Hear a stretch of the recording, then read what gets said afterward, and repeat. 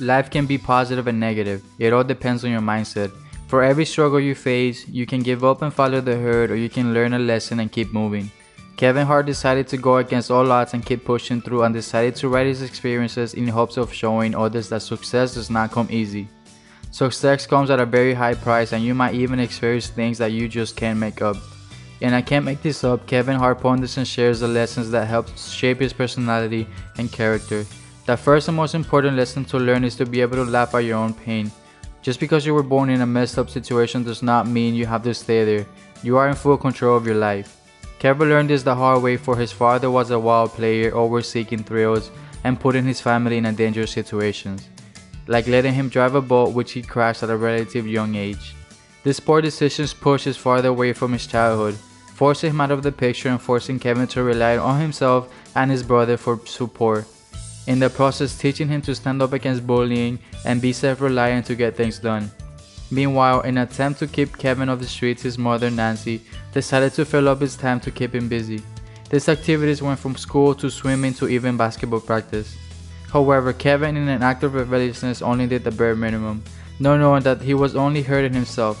For even though he was 18 years old and could do as he wanted away from his mother's will, he was not ready for the real world of responsibilities and bills. He had wasted his school career slacking off, but in the process learning a valuable lesson, that it's never too late to care and to try to be a better version of yourself. If you really want something, you can achieve it. In an effort to get his life together, he decided to go to community college, get a job, and work on his dream of making something of himself. After getting a job at a sneaker store, he learned that he was good at making people laugh and selling sneakers. He concluded that having a personality and having knowledge in something could take you very far in life. It was at this shop where one of his co-workers convinced him to try a comedy show, which he did and killed. After many successful amateur nights, Kevin told himself that this is what he wanted to do for the rest of his life. He was so committed to comedy that he decided to quit his daytime job. He decided not to consult to anyone about this decision because he knew that he was going to get negative support. He figured and learned that people don't want to see you do better than them, so they try to sabotage you. Ultimately, the only person he told was his mother and store manager, and to his surprise, they were supportive of his dream, to the point where his mother decided to pay his rent for 1 year, with the request that if he wasn't doing well after that year, he would go back to school. As he took on the name of Little Kev the Bastard, he started to kill the comedy scene in Philly, to the point where he won a Death Jam comedy contest, which landed him a Superfly jacket and a 5-minute opening set on their tour around Philly. On his big day, he was disappointed to learn that the crowd was not aware of him and barely even acknowledged his set.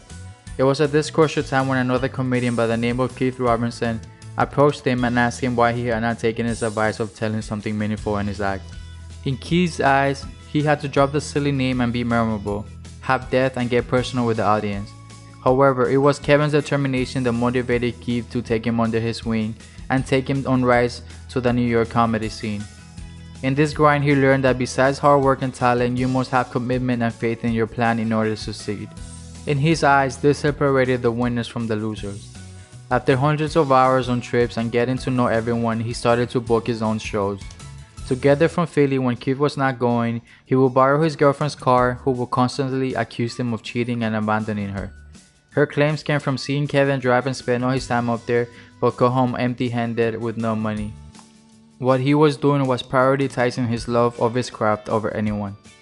After much hard work refining his craft, a manager by the name of Dave Becky approached him and started to represent him, officially making him a professional comedian. To his surprise, he felt and was no different for the fact that at this point he had learned another valuable lesson. There will always be someone that's better than you are, but it's your job to be likable and pleasant to work with to really stand out. After going professional, Kevin got an opportunity to make the movie Paper Soldiers, which was a blessing in disguise, since it will help him down the road to land other acting jobs. Learning the lesson that in life you pick and walk down a road, and that road will present and throw opportunities at you. Your job is to trust your intuition and take these opportunities without knowing where they will take you. One of these opportunities brought Kevin a big paycheck. However, after the money was gone, he found himself without money and unable to find any work after going on numerous auditions. This led to the idea to show up to auditions to make a good impression for future projects that were suitable for him. This approach got him a role in Scary Movie 3, Soul Plane, and even his own show, The Big House. Unfortunately, on a trip to promote his show, he was told that it had been cancelled. He was hurt but decided to shrug it off. To top that off, the movie Soul Plane had been a flop, and now it seemed like he had been cursed since no one would work with him, and he was now in debt to the IRS for $400,000. In a moment of desperation, he decided to step back from Hollywood and go back to perfecting his stand-up comedy. He decided to go on comedy tours. He did all types of gigs to grow a thicker skin as well as to grow his brand in all ways possible, learning that when you are at the bottom, you would do anything to make ends meet.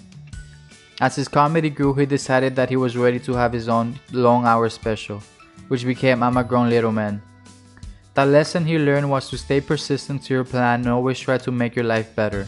As he kept touring, he realized how important it was to have a team and build a brand. He was accomplishing way more with his team than he was able to do individually. It was around this time that he was caught cheating and decided to divorce his wife but still taking care of his 2 kids.